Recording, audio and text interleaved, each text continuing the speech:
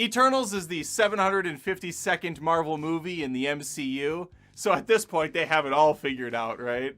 Wrong! As I was watching this film, I kept thinking to myself, does director Chloé Zhao know that the MCU and DCEU are not the same?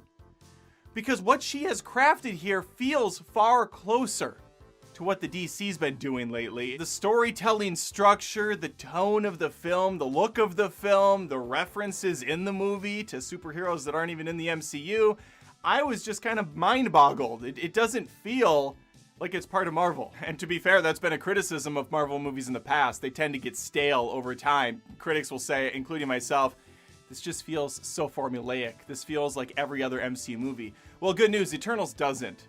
The bad news is that doesn't mean it works. They tried something new, which is commendable, I guess. But when you have billions of dollars in your franchise, you can afford to take a couple risks from time to time. Especially with the movie like Eternals, which I had never heard of. I would assume it's like a D-list tier comic book series. Maybe I'm insulting the Eternal fan out there.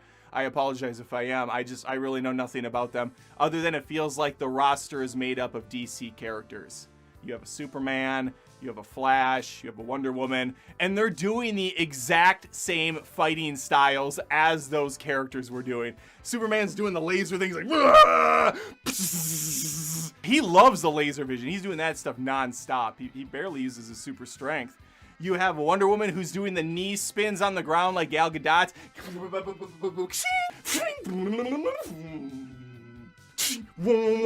The female Flash, however, does not mirror what we've been given before, and that's a good thing. None of this running style.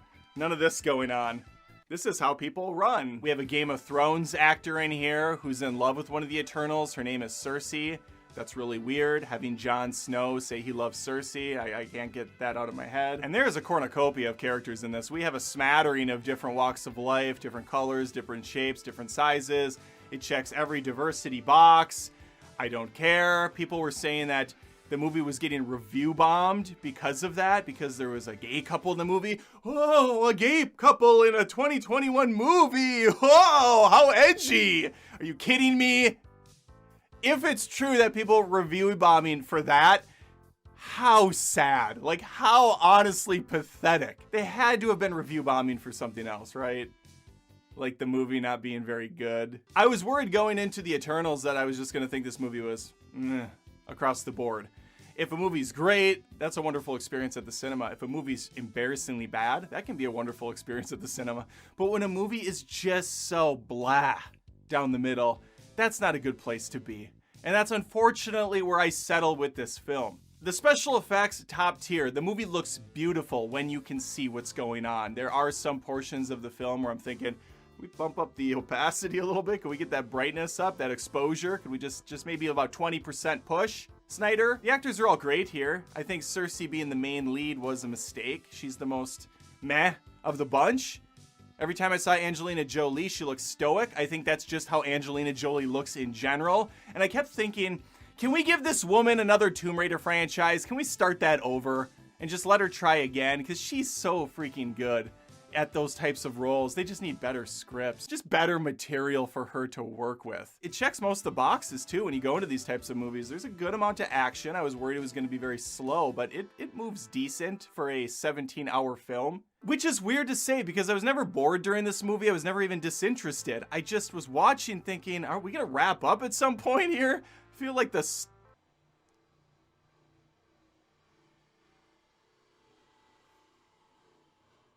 What is happening?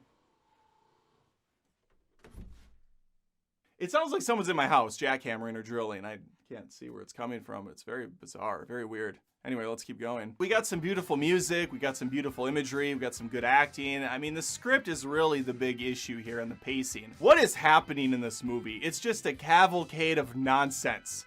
And I think the problem is when you introduce characters called Celestials this late in the game, I know they've been referenced in past MCU movies, but when you really dive into it now, 28 movies in or whatever we are deep, it poses a lot of problems to not only past films, but what's happening right now. Like they mentioned Thanos multiple times, and the reason they give for sitting it out during Endgame is laughably bad.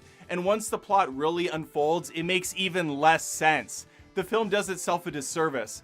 And I guess the biggest takeaway I have for the Eternals when I chatted with my buddy afterwards is why?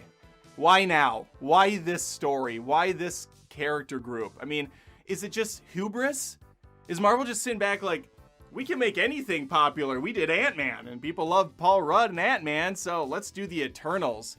Who cares if it adds absolutely nothing to the lore of our universe, and if anything subtracts a bit from it, or just makes people scratch their heads because it's convoluted, it's confusing, it's nonsensical.